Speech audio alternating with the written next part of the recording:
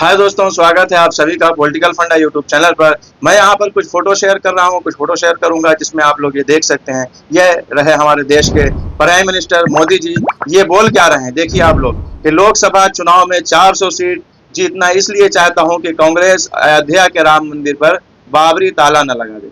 बताइए ये कौन सी, मतलब एक आचार संहिता में भी आता है लेकिन कोई मतलब कार्रवाई ही नहीं हो रही है। जिसको जो मन कर रहा है वो बोल रहा है। ये मंदिर के नाम पे वोट मांगना, ये कौन सी बात हुई? और कहाँ से कांग्रेस जो है तो बाबरी ताला लगा देगी उस पर। आगे बहरहाल इस पर बात करेंगे। आप लोग देखिए कि एक और बहुत बड़ी बात कही गई है कि अगर कांग्रेस जीतेगी तो बाबरी मस्जिद के, या यूं कहा जाए कि राम मंदिर के फैसले को पलटवा देगी। बहुत ही ध्यान देने लायक बात यह है। सबसे पहली बात कि इस चुनाव से पहले भी बीजेपी जो है तो इससे पहले वाले चुनाव में यानी कि 2019 वाले लोकसभा चुनाव में 300 प्लस सीट जीती थी। आपने जो है तो बनवा दिया, आपके हिसाब से आपने बनवा दिया वहां पे। लेकिन क्या उसको बरकरार रखने के लिए 400 पार की जरूरत है?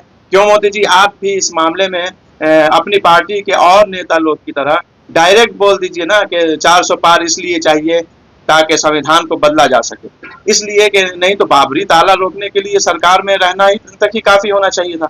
जब आप 300 प्लस लेके सरकार बना के आपका दावा है कि आपने वहां पे बनवा दिया, तो 300 जब बनाने के लिए काफी था तो उसको बचाने के लिए यानी कि बाबरी ताला का जो आप इल्जाम लगा रहे हैं कांग्रेस पे, उसके लिए आपको 400 की क्या जरूरत है?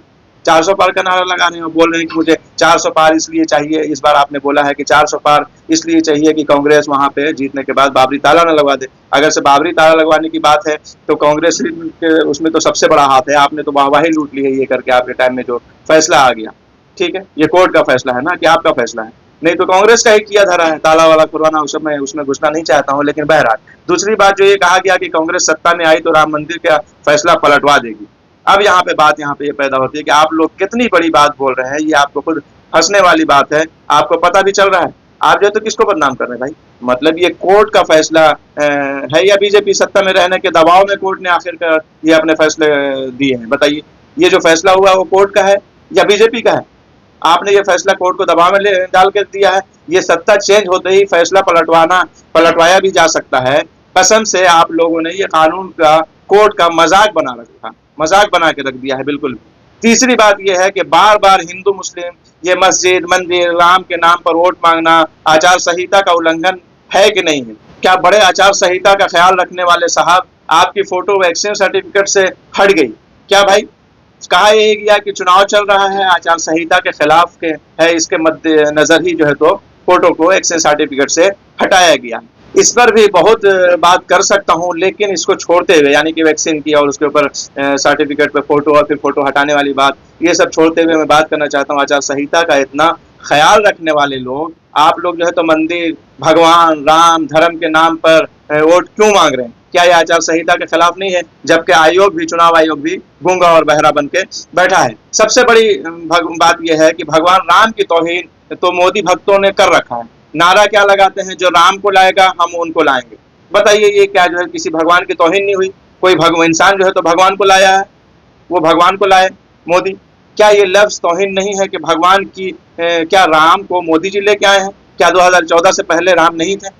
भगवान श्री राम जो है तो 2014 से पहले नहीं थे, वो लेके आए हैं। ये बोलना तो भगवान की तौहीन है। ये राम भक्त नहीं है, ये राम के भी दुश्मन लोग हैं और देश के भी दुश्मन लोग हैं जो ऐसा बोल रहे हैं। और चलो मंदिर के हक में फैसला भी आया तो इसका क्रेडिट जो है आप क्यों ले रहे हैं भाई? इसका क्रेडिट जो है तो आपको क्यों लेना है? इसका क्रेडिट कोर्ट को जाना चाहिए। कोर्ट ने फैसला सुनाया या आपने सुनाया?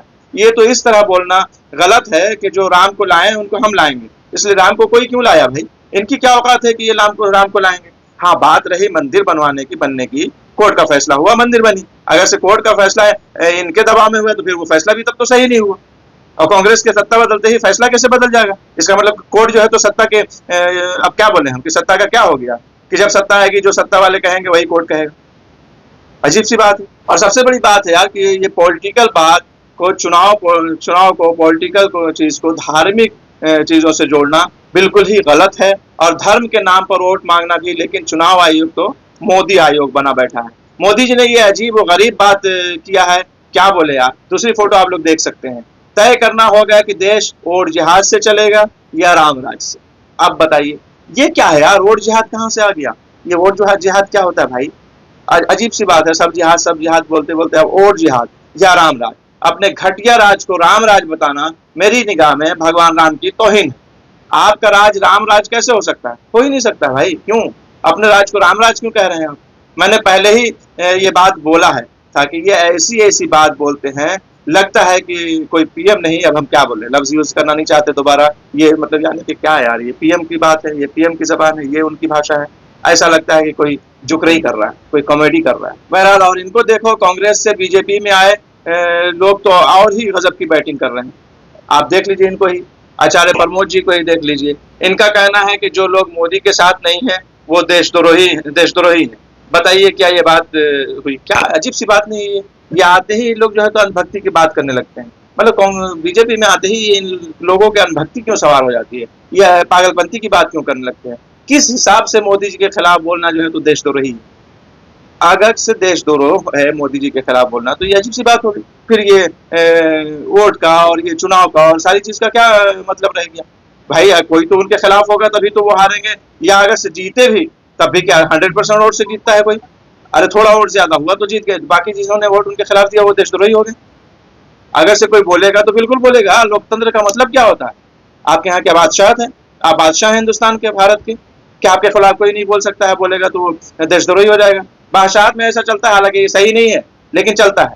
लेकिन आप जो है तो 5 साल के लिए जीते हैं पब्लिक की ओर से, जनता की ओर से, और फिर ये जो है वोट देने का टाइम आ गया है, तो फिर किस हिसाब से जो है तो ये कहा जाएगा कि जो इनके खिलाफ बोलेगा वो देशद्रोही है? ये लोग कसम से पगला गए हैं, क्या करते हैं क्या बोलते हैं इनको खुद भी पता नहीं होता है। चलिए बहरहाल, थोड़ी सी बात करना था, चलते हैं, मिलेंगे नेक्स्ट वीडियो में। अपना ख्याल रखें, खुदा हाफिज।